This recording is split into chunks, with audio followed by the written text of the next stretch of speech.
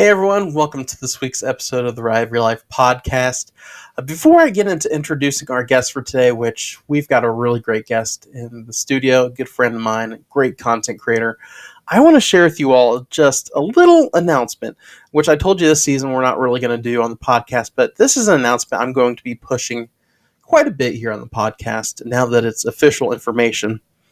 But on Tuesday and Wednesday, May 6th and 7th of 2025, Answers in Genesis and the Ark Encounter are putting on a 2-day conference geared towards the attractions industry.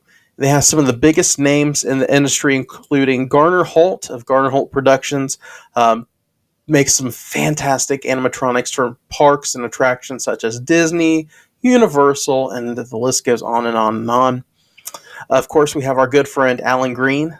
He is the host of this conference, and he's done a fantastic job. He's been telling me bits and pieces about it, and it's going to be such a great day. We'll talk about some of the things you can expect for that in just a moment, but some of the other speakers that they have there are Nathan Engelhart. He is the supervising animator of Walt Disney Animation Studios, and he's worked on movies such as Big Hero 6, Inside Out, Wreck-It Ralph, and the list goes on. I think Frozen 2 he worked on as well. So he'll be there. David Zellner, he's a theme park executive, and he has a great testimony there. Theron Skeets, and he is a speaker, author, founder of Designers Creative Studio. And then, of course, we have Ken Ham and Martin Isles speaking as well. It's going to be a great time, and you don't want to miss it. And some of the things you can expect for this, first and foremost, it is currently $99. The price will go up in the new year, but it's $99 for a 3-day ticket park hopper to the Creation Museum and Ark Encounter, and includes the conference, some of the cool things we're about to talk about with the conference, and also you get some meals along with it. So with the conference, it's going to have a lot of some really cool workshops with some, again, people in the industry, the themed attractions, entertainment industries. I'm excited for you all to hear the rest of the speakers for it. Alan's got some really cool people coming in. So actually, $99 is the price of the event after the new year. Currently, it is $75. You can't beat that. And with this, we have some sessions here, some breakout sessions, workshops with leading people in the industries, and we also get some behind-the-scenes tours of the Creation Museum, Ark Encounter, and even we're going back to the art and design studio that we went on for a ROYL meetup at the beginning of this year. Just some really neat things there with this conference. To learn more, go to answersingenesis.org /outreach/events/spark at the Ark. I'll leave that link below if you want to check it out. It's for people in the industry, and it's also for those who want to know more about the industry. And even from a Christian perspective, from people in the industries who are believers. And it's so cool. Again, Alan's been telling me about this. I'm so excited for it. I've got my tickets for it, and I've got my Airbnb booked for it as well. So you don't want to miss this. And it'll be an encouragement to you, especially if you're a college-age student who wants to go into the industry. That'll be great for you. And if you're a fan of the industry, I've dubbed this as this could be right or wrong, but honestly, I think it's the Christian IAPA. And just getting to connect with people in the industry, learn from them, just glean on some of their knowledge and just experience. So you don't want to miss that. So that's Spark at the Ark. Again, I'll leave the information below, and we'll be pushing it on our social media as well as the podcast here. But without further delay, let's go ahead and jump into this week's episode. As I said at the beginning, we have a very special guest. His name is Brad Bishop. He's a good friend of mine. Just honestly, since the beginning of ROYL, he's just been an encouragement to me. And honestly, I'm going to be honest with you. I've told you this on the podcast before. It's easy to get discouraged. The devil, when you're doing something right for the Lord, he will try to discourage you. And I've faced that recently, but he's just been an encouragement to me, and just motivates me to keeping on with what we're doing here.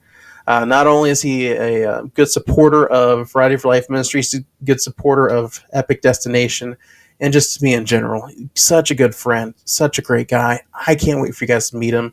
So with that being said, let's go ahead and jump into this week's episode. You don't want to miss a second, so go ahead, buckle up, because here we go.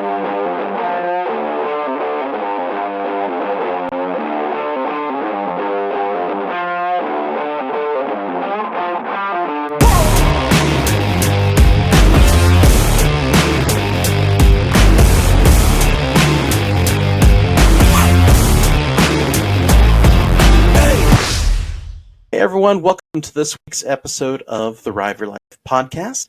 This week I'm joined by a new friend of mine here. His name is Brad, and you may know him as Along the Track. And he does some awesome social media content you have to check out. So without further ado, let's go ahead and get to know Brad a little bit. So welcome, Brad. Thank you, Donnie. Appreciate you having me on. I know we were talking off air that it was kind of the first time we've actually talked in person. I know we kind of met through social media. It's probably been, maybe 6 or 9 months ago now. And I know we think you followed each other's accounts on Instagram and Facebook and everything. But yeah, it's nice to finally talk to you in person. But I definitely appreciate you having me on. I'm excited to share just some of my testimony, my passions, and just different things about life and coasters and all that good stuff. So. Yes, sir. And that's one of the reasons I just connect with your content as well. You being a fellow brother in Christ and just like-minded in a lot of things, and of course having the common passion and love for coasters and parks and things like that. So I gotta have him on. So this is perfect there. So let's get to know you a little bit. So go ahead and share your testimony, introduce yourself for our listeners. Yeah, well, again, I'm name is Brad Bishop. So I'm 31 years old. I was born and raised in Cincinnati, Ohio. So I've been in the Cincinnati area my whole life. So growing up in that area, obviously been near Kings Island my whole life. So that's kind of where my, I guess, love and enjoyment of coasters and theme parks kind of started. But as far as more personal, I was raised on the east side of Cincinnati, Amelia, Ohio, small town on the east side of Cincinnati. So for those that may be familiar with it, it's actually not a village anymore. A couple years back, they kind of dissolved it, so it kind of dissolved into 2 different townships around. But for those of us who grew up there, we still call it Amelia and always will be. But I was an only child. I grew up there. Had a thankful to have a great Christian family, great Christian parents, and I'm kind of blessed in that way as well. Just because we always kind of joke that like everybody in my family could, we have enough preachers and pastors and different things in my family that we could have filled like a whole church up with with all the people that we have in our family. And I don't never mean to like name drop or anything or like or use that as a point of arrogance or a pride, but it's definitely kind of a cool thing. I know there's a chapter in Psalms, I think it's Psalm 61, that kind of talks about the heritage of you've given me the heritage of people who are of like-minded belief and things like that.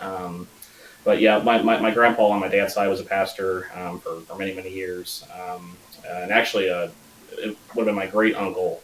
Also on my dad's side, he worked for many years for like the North American Mission Board and Billy Graham, and he did a lot with the Crusades and everything. So that was like a really cool. I think he even knew him on a personal basis. So that was a really cool. Just a lot of cool connections. A lot of other pastors. I have some cousins, like I think 2nd or 3rd cousins. If my calculations are right, but they're missionaries in Australia, so they've been down there since the late 80s, I believe. So they've been down there for decades. So just a lot of cool. Very blessed that I was able to grow up. In that supportive environment, and that I was introduced to church and to Christ at an early age. I was accepted Christ at the age of 7. I was at the time at First Baptist Church of Amelia, which that has also changed its name. It's a Woodside Church now out there, and not in Amelia anymore. Out on 125. But accepted Christ in that church. Kind of grew up in that church. Was baptized there. It's kind of funny. like kind of when I accepted Christ, we were having a New Year's Eve movie thing at my church that year. That would have been New Year's Eve 2001, so I guess December 31st, 2000 would have been the actual date. But we were watching the old Left Behind movie with Kirk Cameron was kind of what they were showing that night, and that was kind of like, and I was 7 at the time, like I said, and that was kind of when everything kind of clicked with me, and I kind of recognized the love that that Christ showed and his sacrifice, and just everything he did for us. And that's kind of when I made that decision to go forward that night and accept Christ. And I was baptized about 3 or 4 months after that in spring of 2001. So we had that we have that on home video, which is kind of funny because I was deathly afraid of water at that age. So in the video, you can see me kind of grab onto my pastor's arm, when he dunked me down into the baptistry. So that's always a thing we kind of chuckle about when we watch that. But again, grew up there. And kind of as different seasons of life have progressed, I've gone to some different churches, and currently right now my wife and I go to a church up in Mason right now, Mason, Ohio, so actually not too far from Kings Island. So, but just kind of, as life has progressed and just seasons have changed, I've been through different churches, but I've always been, faithful and tried my best to just, to just stay committed to God and his word. Obviously, we've all had some rough, bumpy patches in our lives, but, thankful by the grace of God that he's kept me in his and under his grace and protection. So I'm very, very, very thankful for that. But again, as far as back to growing up, I was in private schools up through 8th grade. So I was kindergarten through 8th grade. I was in private school, and then for high school, I went to Batavia High School. So that was my kind of first taste of public high school. So it was, obviously a change from where I'd been for, the previous 8-9 years or whatever. But I'm thankful that I was, kind of in a good place, grounded, and, and that was never an issue. And, and it was kind of more of a conservative, school anyway, kind of out in the country a little bit. So, I was able to, enjoy that experience as well too. But again, that was kind of my first, taste of non-private school and non-Christian school. But I did think it was good for me as well too. And then just, as far as college, I went to UC Claremont, one of the branches of University of Cincinnati out here in Batavia. And then thereafter, after getting my 2-year degree there of associates, I moved on to NKU, Northern Kentucky University, and got my bachelor's there. And my bachelor's was in marketing, and that's kind of what my day job is now. Is marketing is kind of my day to day. My 8 to 5, 9 to 5 job is kind of retail marketing, and just kind of that world of shopper marketing and grocery and all that industry. So that's kind of what I do in my day job. And of course, in my spare time, I enjoy, creating the content I do and traveling to different parks and, just kind of digging into the history of different parks and rides. And that's kind of where my passion lies. It's kind of more of the things that used to be there and aren't there anymore. So I'm kind of the person when I go to a park with people, I'm kind of pointing out things that used to be there. I say, oh, did you know that was the, old concrete footer for that coaster or this coaster, or this used to be the station for this, sky ride or something. So that's definitely, I'm definitely the person who knows way too many facts about a lot of different parks, but it's been fun for me. It's just kind of a creative outlet that I enjoy. And actually it's kind of funny too with, my wife is also a park person. She's not as much of a roller coaster person. She can do some coasters, but not really, not as many as I'll do. She'll sit and take breaks while I go ride some of the bigger ones. But it was kind of cool because we've been married almost 2 years now. We got married in 2022. And for our honeymoon after we got married, she's a Disney fanatic. She loves Disney World. She's a huge fan. And I'd actually never been up to that point. So even though I was a huge fan of parks, I never had actually gone there. We were planning to go with my family or with my parents when I was 3 or 4. So this would have been like back in the late 90s at that point. But and we made it down there. There's home video of us after we were at All Star Sports Resort was where we were staying with the giant football helmets and all the I think all the stuff's still there they have. So but we were down there and I unfortunately got sick and we had to go back home. So we never actually made it into the parks. We were on property, but we had never actually passed through the gate and got into the park. So, and it, kind of as I got older, I kind of sort of moved on to different things. And a couple years later, my parents said, "Oh, would you like to go to Disney again?" And would you like to go to Disney again or go to Universal? And at that point, I was 7, 8 years old, and I was kind of into the dinosaur thing, and that was a big thing of mine when I was a kid. So, and obviously, Universal Studios having the whole Jurassic Park section, I was down for that. So we ended up going there, and I never went back to Disney, and I think as I got older, I was kind of like, well, I kind of missed my chance. It was more of a I kind of thought it was more of just kind of a thing you have to experience when you're in this age range of being a child. But it really is kind of for everybody. And it's been a lot of fun to kind of find something new. And so we've been fortunate enough to go the last couple of years, and we will be going here on a trip in a few weeks in early September. So again, really excited to go down there again. There's always new things to explore down there across all 4 parks. Just a lot of fun to be had with that. So it's kind of cool that my wife and I kind of both share that love of parks as well too. And she's a photographer; she loves photography. So she actually helps me a lot with my page. She gets some of the photos I use. So because she's the more creative one in that aspect of the two of us. So I'm thankful to her for supporting me in that, and also giving me some good, actually some great photos that I can use for my page. That really, I think, helps it pop a lot. So probably a lot of the credit for my page goes to her as well, not just me. So I think it's kind of a team effort there a little bit. So I guess other things, just I guess other hobbies. I enjoy reading. Obviously I enjoy history. As evidenced by my page, I love history, and so that's a big passion of mine too. Also love to play golf, and to spend time outside too. I guess when I have time to play golf, which doesn't always give me a lot of time for it, but I enjoy being out on the course and stuff. And again, just a lot of blessings I've had, growing up. I've been really fortunate. Just obviously we all have our share of trials and things we go through, and there was a phrase that a former pastor of mine had, that you're either about to go into a trial, you're in the midst of a trial, or you're coming out of a trial. So there's always always tough things in life, but I think just so thankful that I have God and His Word to lean on, and just my relationship with Christ, and my wife as well too. Just both of us just kind of leaning on His Word, and for our marriage, and just for our relationships and family dynamics, and just all the things that can come with that. I'm just obviously so thankful for my relationship with Christ, and just the salvation I have, and the just the freedom I have, and knowing that He's on the throne and He's in control, and just whatever trials may come, it's always a comforting thought just to to know that He's by my side every day, and and if there's tough days at work, or tough days just in marriage, or tough days with anything, He's His Word is always there. It doesn't change. It's it's just a blessing, and just I'm thankful that I was raised the way I was, and just that God has kind of just watched over me and protected me.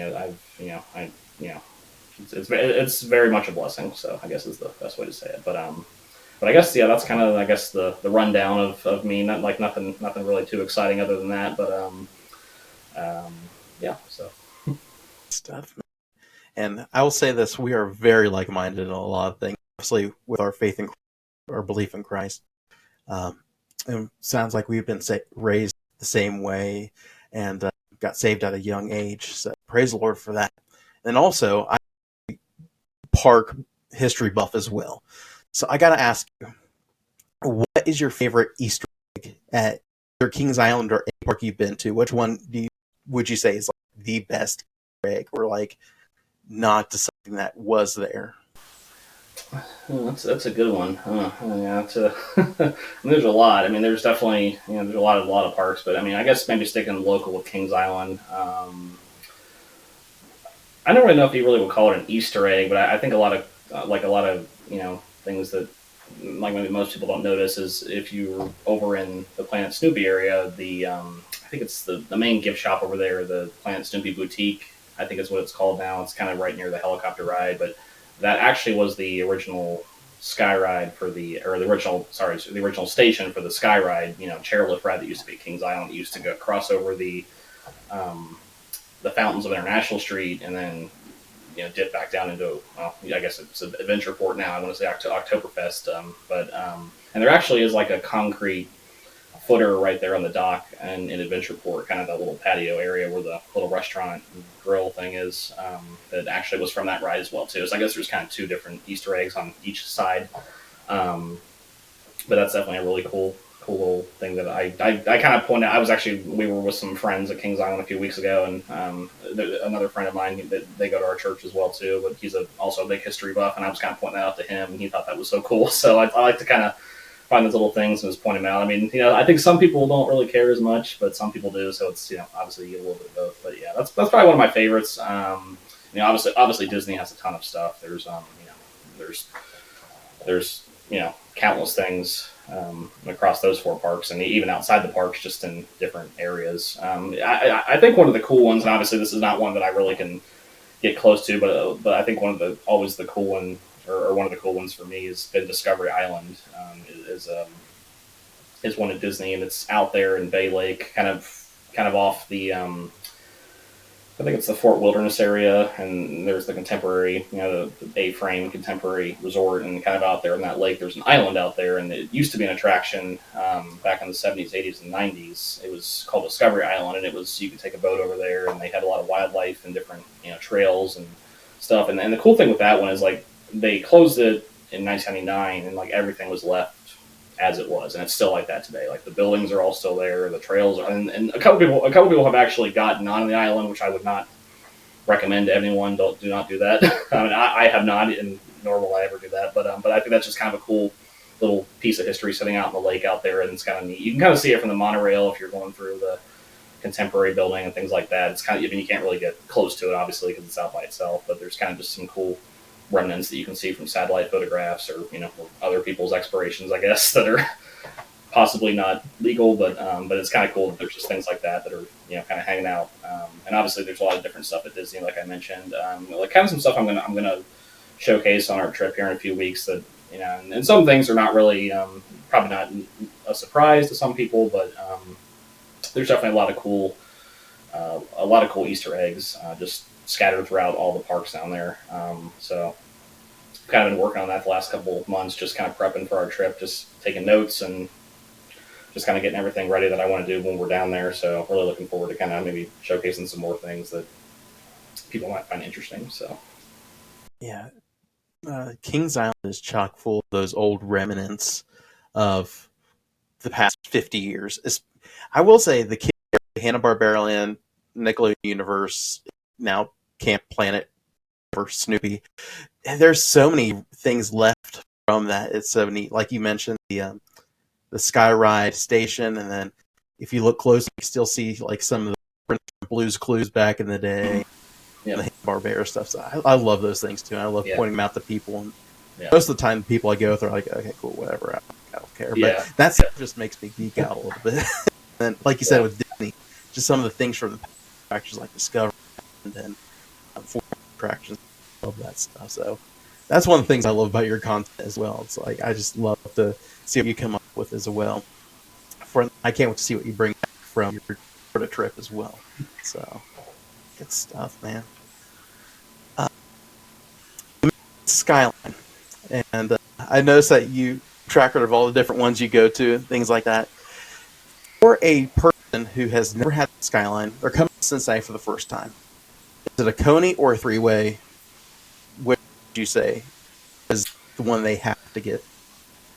I mean, I think what I found is most people, the Coney is, I mean, Skyline's a very controversial food. I mean, if people are not from Cincinnati, it doesn't make sense. They don't understand it. They think it's disgusting. And, I mean, I guess I can understand. Like, maybe it's hard for us who were raised around it, and just had it all of our lives. But I would say probably if someone wants to try it, they maybe should try the Coney, because I think I found that people, the whole idea of the chili on the spaghetti, on the noodles, on the pasta, kind of weirds people out a little bit. So, and I think a chili dog is kind of more known to people. So I feel like it's like if I was gonna advise someone who is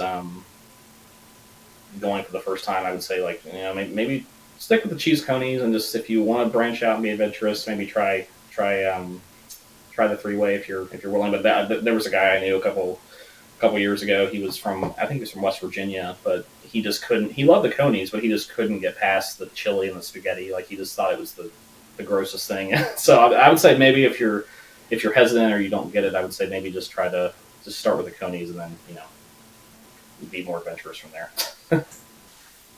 Honestly, you can't go wrong with anything at Skyline. It's amazing. I honestly like it more than Gold Star. Oh yeah. Depends on what you get too. Yeah. So, yeah. Yeah, there is a lot of debate. One is the real chili. there is a lot of good local places around too. And there's Blue Ash Chili and Camp Washington Chili and Dixie Chili and a lot of different ones that I would say if you haven't tried those, give those a shot. Because some of those local ones are little hidden gems that are good. So I would say if you want to go beyond the basic two of Skyline and Gold Star, maybe try some of those locations and see what you think. So yeah, and we both were raised Cincinnati. So what would you say is if someone was coming to Cincinnati other than Kings Island, what is a can't miss thing in Cincinnati? Well, yeah, I mean, I would say Kings Island for sure, but and then probably Skyline. But I would say, I think you have to maybe just take in a Reds game. Probably, I think is unfortunately the team doesn't really always live up to the expectations that we hope every year, which is kind of sad. I joke with my dad a lot because the Reds won their last World Series like 3 years before I was born in 1990. So I missed, I hadn't seen anything in my life, but he saw like 1975, 1976, and 1990 all in the span of like 15 years where they won like 3 World Series titles. So I give him a hard time that he got all the good stuff. But yeah, it's still a fun time. I think that's a very Cincinnati thing is the Reds, and if you're like, I think maybe just like exploring some of the downtown. I mean, I'm not a huge downtown person, per se, but I mean, I think Findlay Market's cool. And there's just there's some neat, like some cool buildings downtown historically. I think just even taking in like the bridges, like the Roebling Suspension Bridge is cool. That's a very historic, spot. And I think even a lot of the other attractions we have, I think the zoo is really great. There's the aquarium. I know we just recently had the Western Southern tennis tournament a few weeks ago up in Mason, actually, right across the road from Kings Island. But that's a good spot. And actually, I will say I attended my first FC Cincinnati game back in July. It was a really, really cool experience. I wasn't really much of a soccer person going into it. I mean, I'd watched it before, but I really was kind of surprised at how much I enjoyed it. I was like we were fortunate. My wife's stepmom was able to get some tickets through her work that we were able to go. So that was fortunate we were able to do that. But it was a really cool environment, very energetic. Definitely more than I was expecting. So I mean, sometimes compared to the Reds games where they're a little bit more muted, but I would say like some of those are good spots. As far as any other kind of food, I would say, I mean, like again, kind of like Skyline La Rosa's is very, very controversial. I think some people like it, some people hate it. There was a family that previous church I was at that they were from Cleveland and they just could not stand La Rosa's, like nothing about it. The smell, the taste, they just were not interested at all. But I would say give that a shot. I mean, I think obviously Grater's ice cream is a big one. I'm actually more of a UDF person myself. Like I love UDF. Like like Grater's is good, every once in a while, but UDF is kind of my go-to. It's a little bit cheaper too. but I'd say that's a good one if you're into ice cream. And I will say, speaking of ice cream, another good spot that's kind of local. I don't know if there's any other locations anywhere, but there's it's called Nanny Bell's up in Summit Park in Blue Ash. It's an ice cream place. So Blue Ash is kind of for those of you who aren't familiar with Cincinnati, it's kind of a northern suburb of Cincinnati, so kind of to the north. Not too far from Kings Island, but they have an ice cream place up there that actually serves the same blue ice cream that Kings Island serves, which is one of my favorites too. The Smurf ice cream, the blue ice cream, whatever people want to call it. But they have that, and they also have the pineapple Dole Whip that you can get at Disney World as well too. And my wife's she's a big fan of that as well too. She loves the Dole Whip, so sometimes we'll just go up there and each got ourselves an ice cream and just kind of take a stroll around the park. So that's a nice spot. I mean, like there's a lot of great. Great nature spots, a lot of great parks in Cincinnati. like Alms Park is kind of a hidden gem. That's actually where I proposed to my wife, was at Alms Park. It's right near Alt Park, which Alt Park is kind of the more familiar one to people, kind of up near Hyde Park. But Alms Park is right around the corner. It's a smaller park, but it's a nice little spot. That is really is really pretty. And then just obviously a lot of historic stuff. Cincinnati just having a lot of historic buildings. Not just downtown, but like lots of small little towns with historic stuff around. Just so I mean, I guess that was kind of a long answer, but there's definitely a lot outside of Kings Island you can do to enjoy yourself if you're not a roller coaster person. So absolutely, Cincinnati's got, honestly, it's got your sports, it's got, like you said, your nature, got your food. Cincinnati's big on food, and like you said, La Rosa, Skyline, find get Grippo, whatever it is, we have it. And then not too far away is the Art and Counter Creation Museum, which is like an hour out of Cincinnati. Man, there's things that you mentioned I completely forgot this is about. Gonna be you always think of things that yeah. For all those listening who have not been to Cincinnati, this is your pitch right now to come to Cincinnati and experience all that we have to offer. Of course, come to Kings Island. It's going to be a good time. We're open pretty much all year except for January through March. So just come out and experience a little bit of the Cincinnati history and fun. So yeah, I knew I had to get that in there. Are you a thrill seeker looking for the perfect place to rest your head after a day filled with excitement? Look no further than Lodge Lovers, the trusted and recommended lodging provider of Rive Your Life Ministries. Whether you're planning for your next coaster trip, vacation getaway, or adventurous expedition, Lodge Lovers has you covered. With a wide range of rental prices to suit every budget, you can find the perfect accommodation for your needs. As a faith-based company, Lodge Lovers is committed to providing comfortable and welcoming lodging for all sorts of trips and adventures. Plus, when you book with Lodge Lovers, you're not just booking a place to stay, you're making a difference. That's right, Lodge Lovers is proud to donate 2.5% of all bookings to help Ride of Your Life Ministries. And you can rest easy knowing your stay is not just enriching your experience, also contributing to a great cause of reaching those who need the gospel of Jesus Christ. For your next unforgettable adventure, choose Lodge Lovers. Book now and experience the perfect blend of comfort, convenience, and compassion. Visit our website, riveyourlifeministries.com, to learn more and to reserve your stay today with Lodge Lovers. Now let's talk some coasters here, Brad. What is your coaster count? So right now I'm at 82. So I'm working towards the century mark of 100. So it's funny because you talked a little bit earlier about my Skyline quest, and maybe for those of you who aren't too familiar with that, like I started like 3 years ago to see if I could visit every Skyline location, like every single one, like that's even ones that are in Indiana or Kentucky, or there's some in Florida even.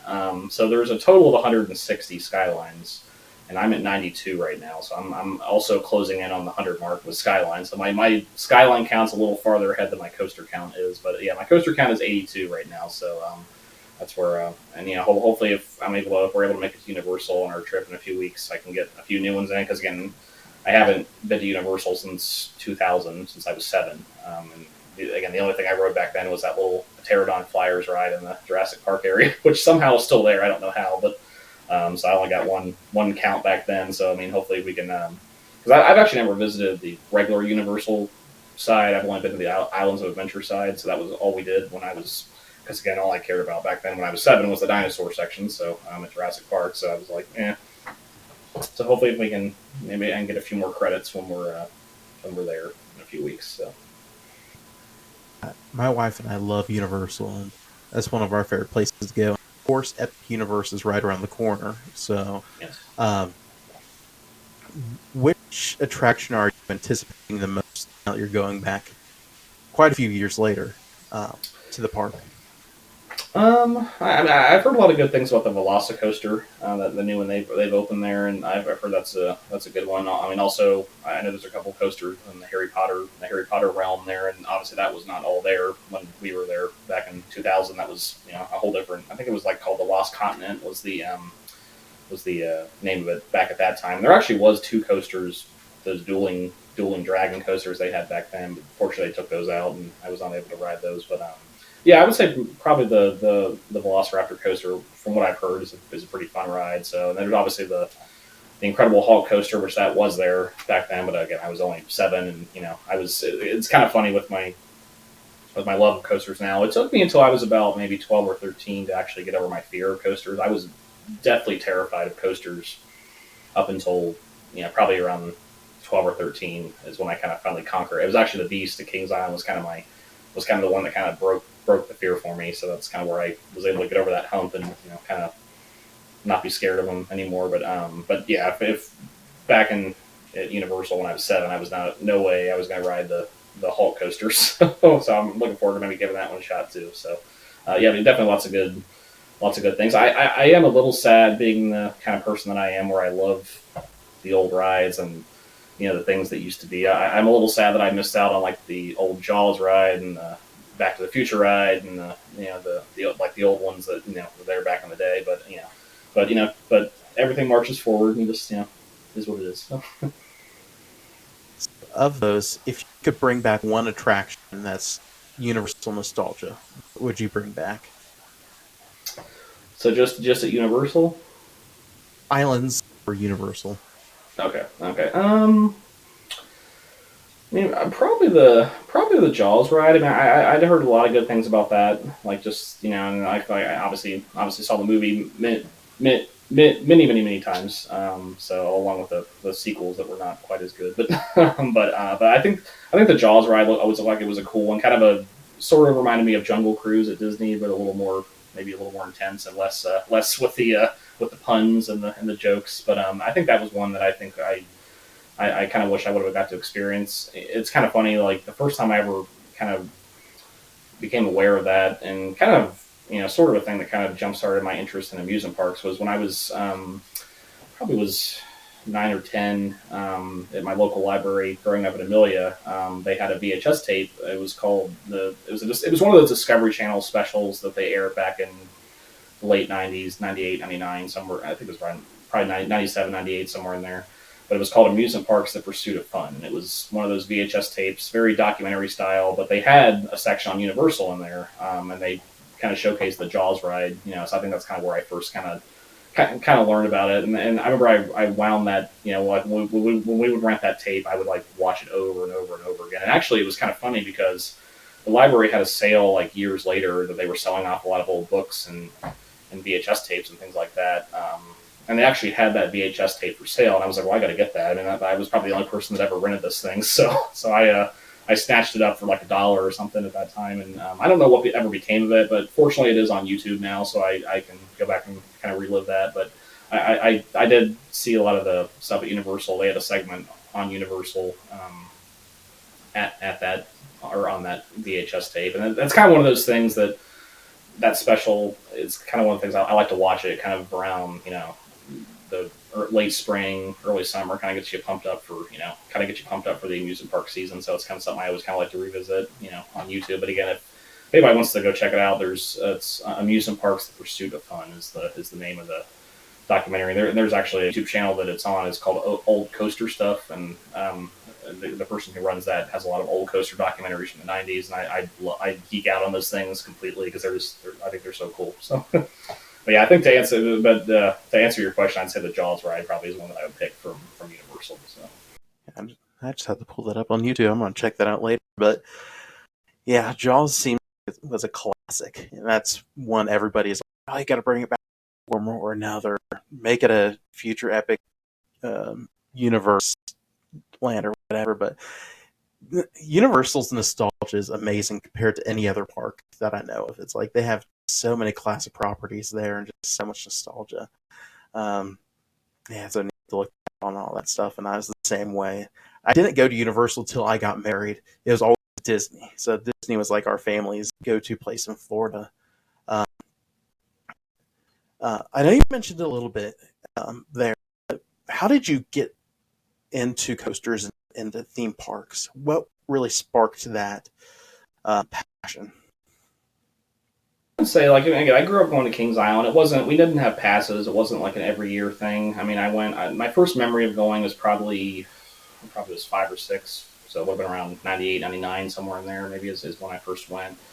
I do remember that we took my childhood best friend that he was our neighbor. He was actually they were neighbors of ours in Amelia, but we kind of grew up together and we're still friends to this day. So it's kind of a cool thing. He was at my wedding and everything, but so we've been lifelong friends. But I remember we took him, my parents and me and him went, the four of us. I remember like him and my dad rode the racer that day, but I was too terrified to ride it. So my mom and I rode for those of you that are familiar with Kings Island, kind of right there near the racer, they have the monster. It kind of looks like a giant octopus type ride. It's the spinning, but I was too scared to go on the racer, so I just went on that with my mom instead. So I kind of chickened out. But so again, like I said earlier, it kind of took me a while to kind of get over that fear. Like I kind of worked my way up. I rode the racer probably maybe a year or so after that trip that I mentioned there. So I probably was maybe about 6 or 7 somewhere in there when I rode that, and I kind of worked my way up to Top Gun, which for those of you who have been around Kings Island for a long time, it's now the Bat. So that's 2 name changes later. But at the time, it was Top Gun. I rode that when I maybe was about 10. I rode Vortex, at Kings Island. I was about 12, and then the Beast at 13, which I think the Beast was kind of what sort of snapped me out of my fear zone, I think, with that. And that's still my favorite coaster to this day. The Beast is still my number one of all the coasters I've ridden, which, compared to some other enthusiasts, is not very much, but I think of all the ones I've ridden, that's still my favorite one. That's my go-to. That's my I guess I don't know if you call it a comfort ride, but it's kind of just one that I always have to, every time I'm at Kings Island, I always have to ride it if unless it's down for maintenance or something. But yeah, I would say just kind of growing up, at Kings Island was and also Coney Island, the late Coney Island now, which is unfortunately it's now no more. But I had my 10th birthday party at Coney Island in Cincinnati as well too. So it was kind of sad to see that close a few years ago.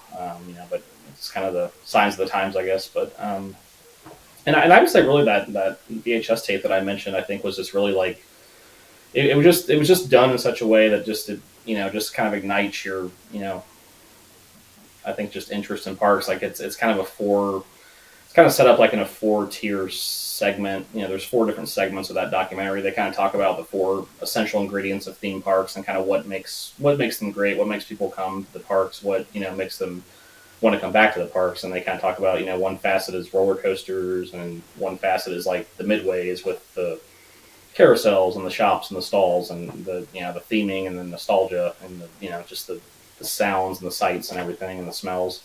They talk about water rides, being able to cool off on a hot day. And the 4th thing they talk about, and the biggest thing, is just the people and making sure the guest experience is top notch. And in some ways, it's kind of like just as the industry moves forward and everything kind of becomes more corporate, it kind of seems.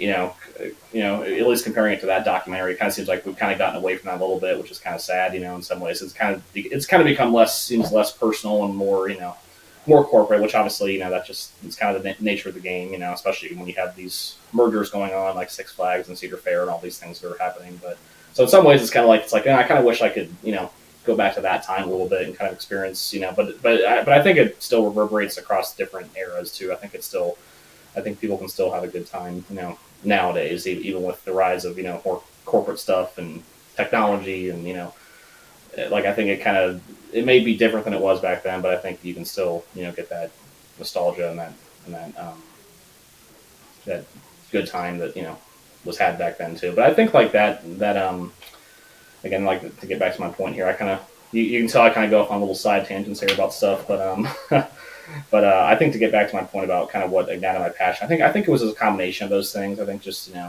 a combination of kind of being near Kings Island, watching the documentary. I eventually did get passes to Kings Island. I was about 14. It was our first year we had Kings Island season passes. Was when I was 14. And it was kind of funny because my friends growing up always had them every single year, and then the one year we finally got ours, nobody else got them. So it was kind of like I felt like I kind of spent that year kind of going on my own a little bit, So and then I've had them, now going back to, I think 2013 was the first year I've had him at Kings Island. After that, so I've had him for the past 11, 12 years. I just renew it every year. And Allie and I both, we get plenty of use out of it. We just sometimes just go up and just walk around and maybe just get a snack or take in one ride. But and she might take some photos or something. But we still get our use out of it. But I mean, I think all that, and I think also too, like, I have a real passion not just for history but also for writing as well too. And I think just and I kind of started a blog with Along the Track, but it's kind of at a standstill right now. There is a Wix site out there, so I mean, if you go to my link in my Instagram bio, the link is there, but it's not a finished. It's not a finished site by any means. I kind of focus more on kind of like my Instagram content for right now, but I do have a passion for writing as well too. And I think being able to kind of combine the writing aspect of it with the history, and then I think kind of having all those things intersect, I think is kind of ignited my passion for it too. And I was actually very fortunate. Back in 2017, I was able to write an article for NAPA, which is the National Music Park Historical Association, NAPHA. They have a quarterly magazine that comes out called The Chronicle, and I was able to write an article for them about kind of the history of Kings Island's wooden roller coasters, and that article is actually on my Wix site. So if you would like to check that out, I have it linked on there. I think it's under publications. I think is the menu tab. I haven't got on there in a while, so I'm a little rusty on what all's out there. But kind of focus my efforts elsewhere. But I was fortunate that they were able to let me write that article, and that was the year Mystic Timbers was opened at Kings Island, so I was able to kind of tie that in with the history of the Racer and the Beast, and obviously those are two very historical coasters there, and then obviously the ill-fated Son of Beast, which we all know the story for that, and so it was cool to be able to kind of tie in all that history together and do it in a way where I could write, and I'd like at some point maybe get back on that horse and maybe try to submit some more articles. Just haven't really had the chance to scratch my head, so I just need to find the time to do it. But I think that's another big passion of mine too is writing, and I think being able to kind of intertwine that with the history and the theme parks and just amusement park remnants and theme park design and all that. I think all that stuff just kind of coming together is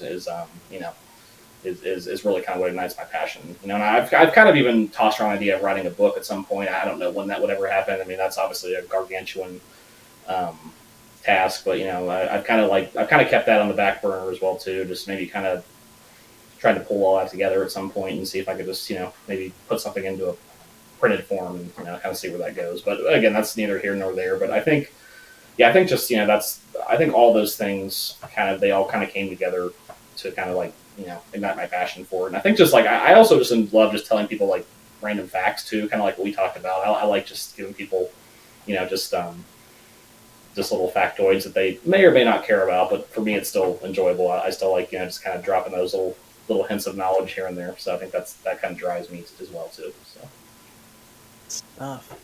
And before we dive into Along the Track, I gotta ask. We've asked this to a few guests already that have had ties to Kings Island, but if you add one attraction in the near future to any part of the park, what would it be? It could be a land, it could be a coaster, it could be a flat ride, dark ride. What would you add? That's a good one. Budget, I think there's a lot of things. The budget is endless. Yeah, I think there's a lot of things I'd like to bring back. I mean, but obviously that's not really your question, so I'll kind of stay in my lane here. But I think maybe some kind of dark ride I think is something I'd like to see more of. And obviously there's a lot of those at Disney. Like Disney kind of has the market cornered on dark rides and kind of doing those very well. Obviously you got Pirates of the Caribbean and Haunted Mansion and the Little Mermaid and just all the Spaceship Earth and just all those great rides that are and Kings Island obviously they have Boo Blasters and I think a lot of us would love to see a return of Phantom Theater. I think at some point at least I would, because that's kind of one that I remember growing up with. My parents' age might say Enchanted Voyage maybe because that was kind of their time before Phantom Theater, but I really think just kind of having that balance. I think And maybe that could even be a new land as well too. I mean, I don't know, how that would work or how that would look, but I think just kind of having that balance of not just roller coasters, but also just having just kind of everything across the gamut, I think would be a great addition. And I think even, I kind of surprised myself by saying this, but now with the acquisition of, Cedar Fair and Six Flags merging and everything, like I think the Action Zone area is a prime spot for maybe maybe doing like a DC, comics. I mean, like I'm not much of a comic book or Marvel person, in general. I mean, it's funny. My wife had seen most of them when we first got married, when we were dating and stuff, and so we've kind of sat through, and watched all of them, and and I still enjoy them, but I'm definitely not as into them as maybe some other people are, but I think maybe that area could be a cool spot for, like maybe tying that in, that superhero theme, because it's kind of a, and it's been discussed a lot on forums and websites, but I think it's kind of an empty shell of what it used to be. I mean, for those of you who remember the way it was when Paramount owned the park, with it was a cool spot. I mean, they had the movie posters and they had that stunt show for a while with that water tower, and now it's just kind of like, I mean, it's fine. It's not a bad spot by any means, but like I definitely think kind of maybe giving that area a little bit of a zip, I think could be helpful, and you could, regardless of what happens with maybe in Vertigo and Congo Falls, because I know there's always rumors about those two rides being on the chopping block at some point, but even maybe retheming rides that are currently there. I mean, because I think you have a lot of opportunity in that area to maybe do something special with that, because I think they've done really well with Coney Mall. I think, or the Coney Mall section. I think they've kind of revamped that the last several years, and made it look very traditional and classic, and I think with Rivertown, I feel like Rivertown's gotten a little bit away from what it was. Like, I think for those of us who are old enough, I know it's kind of turned into more sort of a Wild West type town, but whereas before, it was kind of more of a riverside logging, town, had a lot more trees, and so I think the part of me misses that, the part of me that longs for the old days. But there's a lot of great stuff in Rivertown. I mean, obviously the Beast is there, and Mystic Timbers, and Diamondback, and Whitewater Canyon, if that's your thing. But I really think maybe just I think maybe Dark Ride, and then maybe redoing something in Action Zone could be a really good asset for Kings Island. I think that really could be a great direction, and we'll see if they go that way. We'll see what happens. Man, I know there's a lot up in the air with the merger, but it's exciting to see what possibilities are out there. So absolutely, and I was going to ask your thoughts on Action Zone. That's one of my things I bring up too, with that as a follow-up. But I would love to see, like you said, some life brought back into it, because, like you said, Mount Days were it was alive. It felt like a production zone almost. Like you felt like you were in the middle of an action movie. But time will only tell, so we'll see from there. But let's go ahead and jump into the track. How did this get started? What led you to start this? I think it was just it was May of 2023, so it was a little over a year ago, and I think it just it was something I wanted to do. I mean, I actually had gotten rid of a lot of my social media at the time. I didn't have it anymore. I'd had it for a while before that, but I think I was just kind of getting tired of it, and I felt like I wasted a lot of time on it. Which may or may not still happen with Along the Track, but I think it's fine. But I think I actually watched that document or that VHS tape. Again, it all goes back to that VHS tape, Amusement Parks in Pursuit of Fun. Something about that just kind of sparks me, and ignites my passion for, But I think I watched that. It was May. We were getting into coaster season, always an exciting time for me. And I think I just said, hey, I really like to just kind of pursue this, trying to have maybe kind of some kind of, site with articles and photos and just history, and just trying to tie all that together. I think I had tried to create one maybe 6 or 7 years ago. It didn't really get anywhere. It was I think it was called Amusement Parks of Ohio or something was the name of it. It was like a little coaster logo with a Buckeye, because obviously Ohio's the Buckeye state, but it didn't really get off the ground anywhere, and I kind of just eventually scrapped it and nothing really came of it. But I think I was like, I'm going to actually try to do it this time. And I think my wife, Allie, is going to great encouragement to me because she is a photographer. That's her passion. She loves to take photos, and she's just, that's where her outlet is, her creative outlet.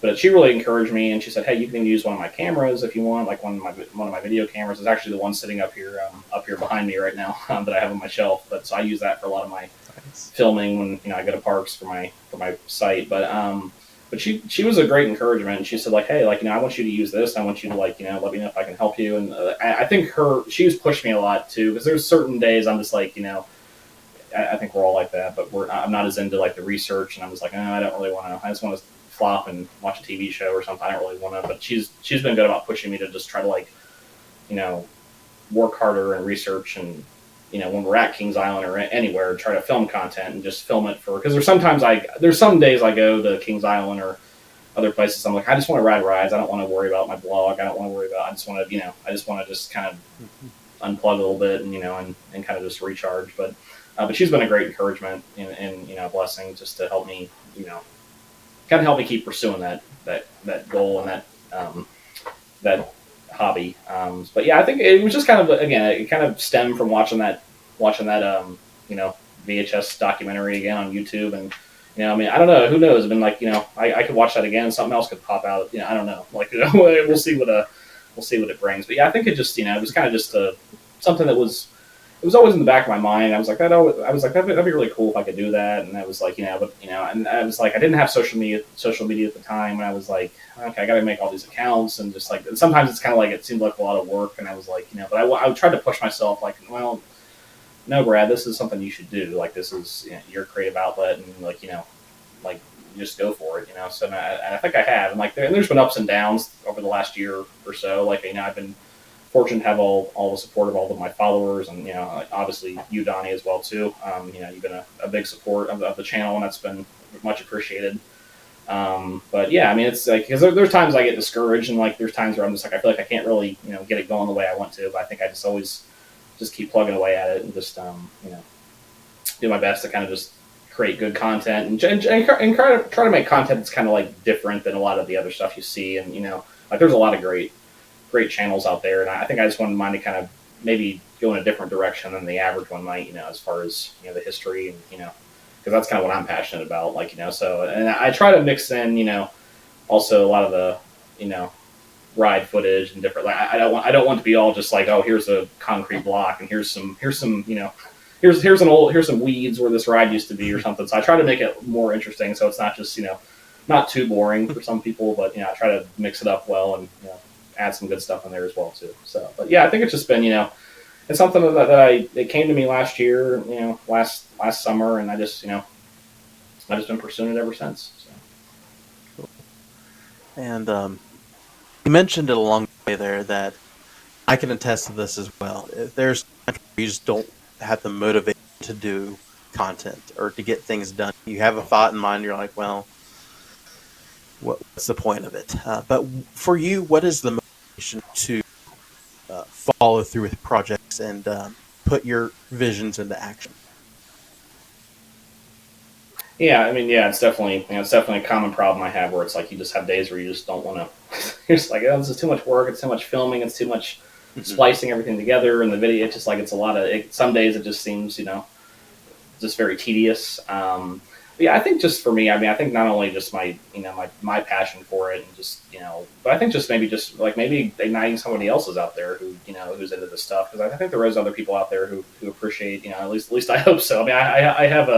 I have 300 followers, so hopefully at least there's 300 that appreciate some of my content. but maybe even just like igniting somebody else who might be interested in that kind of stuff too, and maybe like being able to connect and trade ideas and trade thoughts on different things. I think just trying to be able to inspire others too, as well. And obviously as we talked about with testimony, with Christian testimony, I think just being able to be an encouragement, maybe somehow through my channel, in some ways, I think is also being able to meet people and just make friendships, even if they're friendships that are over social media, and they might not be in person, but even just being able to kind of like just be a support to somebody else, and just I think that's also a driving factor as well too. So I guess it's kind of multifaceted in that way, but yeah, I think those are kind of the things that kind of push me each and every day because like you said, some days are harder than others. So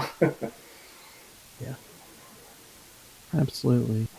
And with that too, just having the motivation to keep on going when you just don't you see the success ahead of you. Um, in your own life, what from God's word drives you to keep going? And this easy to give up as a Christian. Um, what are some of the things from God's word, just things you've grown up and learned over time? Uh, what helps you keep going?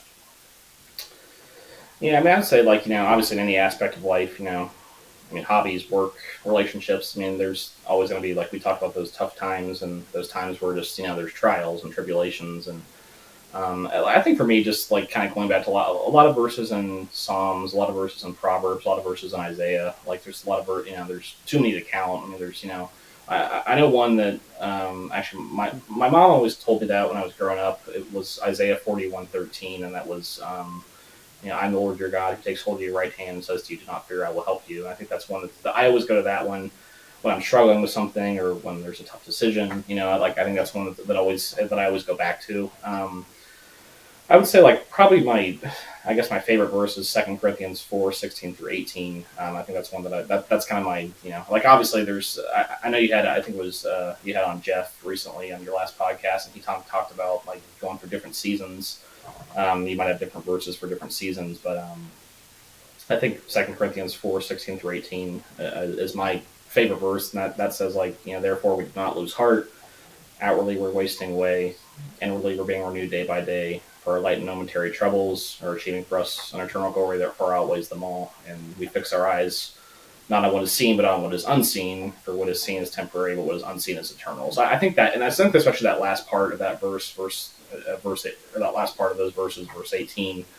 The things that are seen are temporary. The things that are unseen are eternal. I think it's like just focusing on that and just remembering that like the things that we are going through right now, it's just temporary. Like God still has a plan. He's still on his throne. And it's hard to see that, like from where we sit, it's kind of I know it's the analogy that someone told me once a long time ago, the analogy of, the crochet or the quilt where, the top part you can see it's a beautiful pattern, but the bottom part's all the strings and all the, little kind of the more ugly side. And that's kind of what we look up and see a lot is that, but I think just remembering that and God works in His time too, and I think especially me, I'm not I'm not always the most patient person when it comes to wanting things to get better, wanting things to change. I think it's like I think a lot of us want it right away because again we want the instant gratification, the instant satisfaction, and I think just remembering that He works in His time, He works all things for His good. I think is and obviously it's another verse there,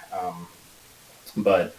I think that's kind of what motivates me and just kind of keeps me going. It's just that remembering that he's still in control, he's still faithful, and it's been there's been seasons of my life where I've had to just rely on His faithfulness and and it can be tough wanting to being a human wanting to control everything because I'm very much in addition to being not the most patient person, I'm very much a control freak too in some ways, but I think just being able to kind of surrender that to Him, and just remembering that He's in charge, and like whatever His plans are better than anything I can dream of or think of, and like cause I think we know that, I think we know that, or I think we think that we have a solution for our lives, and we think it's going to be this way, and this is how it needs to be, but but God may do something different, and and I think that's where we just have to lean in and trust in Him, and remember that His plans are, better than ours, and we might not see it now, we might not see it for a long time, but I think it's, just kind of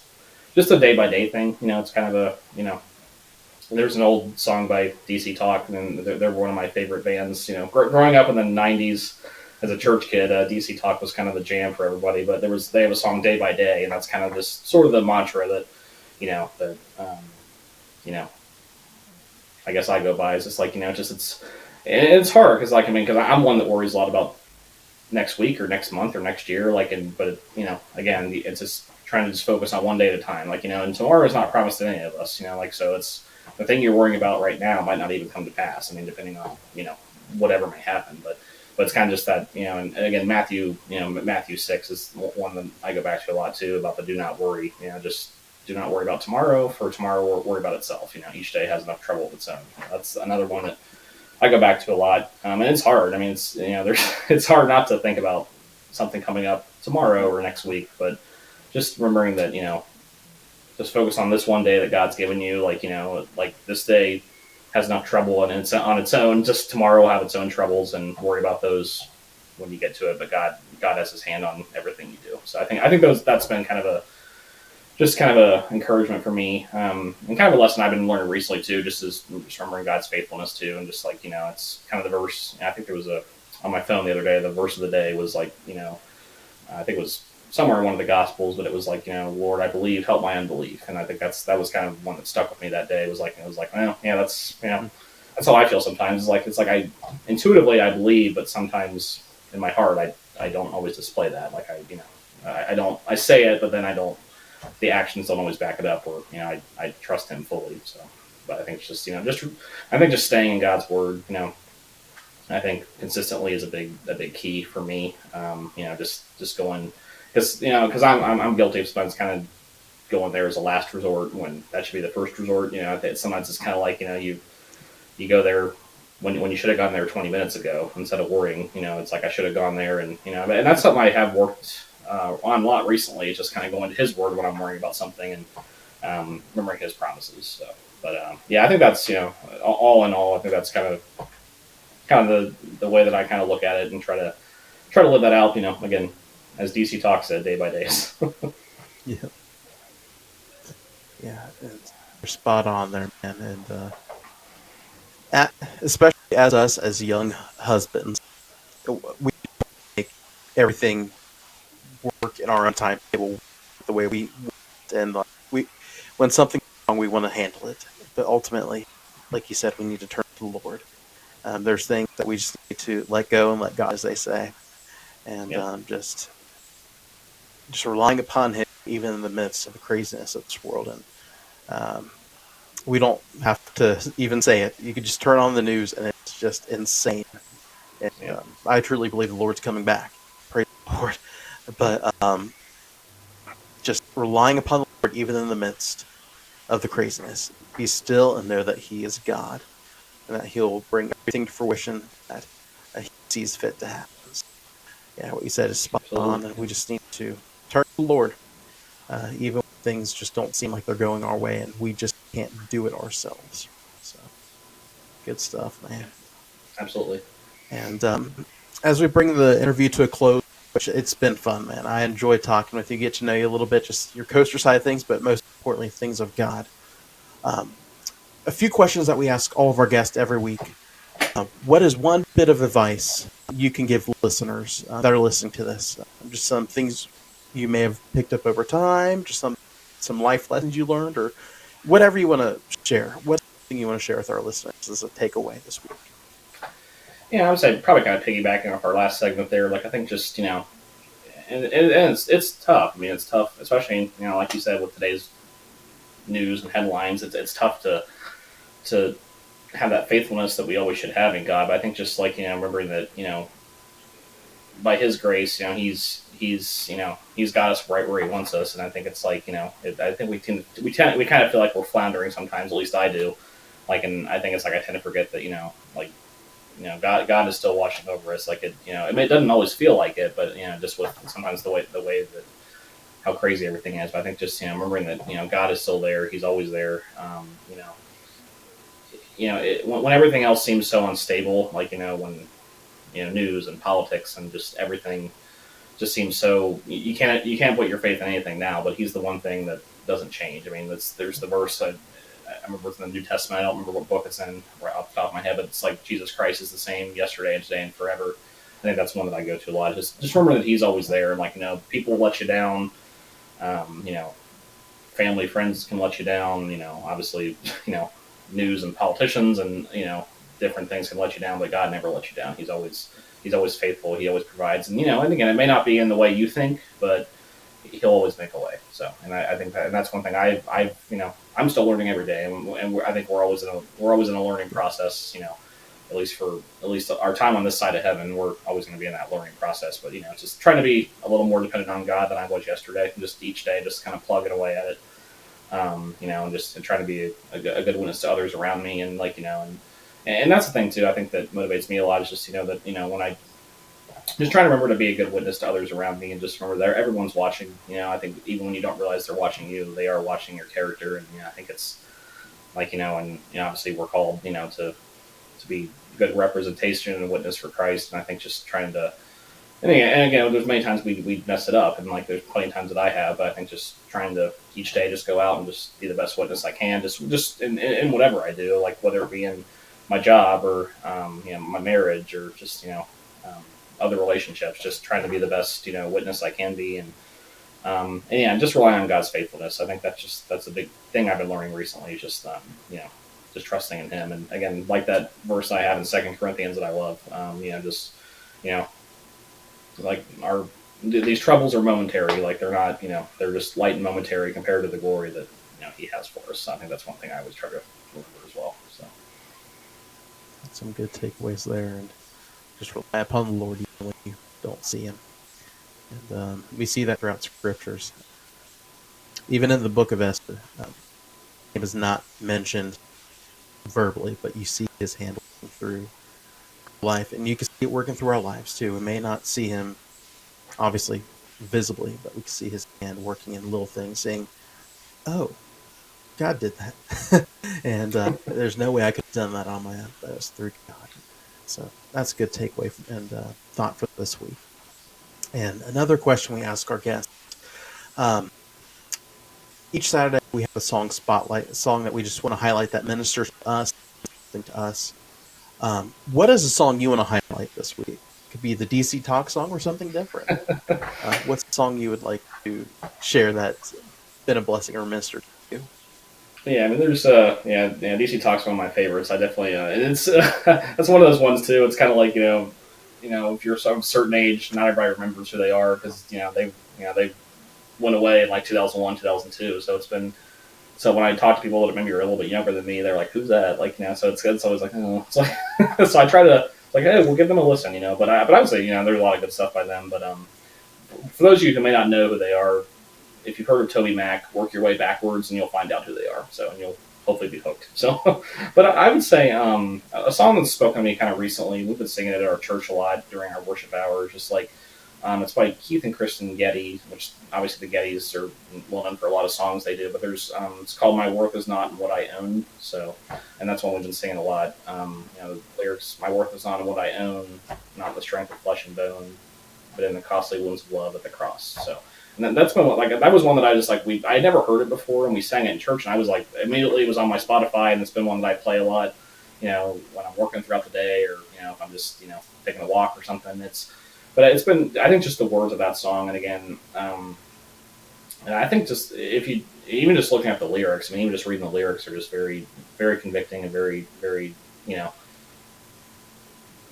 very powerful. I think, and I think it's just remembering that we shouldn't put stock in ourselves. We can only put stock in what Christ does for us. But I think that's one that I would encourage maybe the listeners to give a listen to if they're looking for some encouragement. But again, it's by Keith and Kristen Getty. It's "My Worth Is Not in What I Own." And that's so it's a really, really good praise and worship song.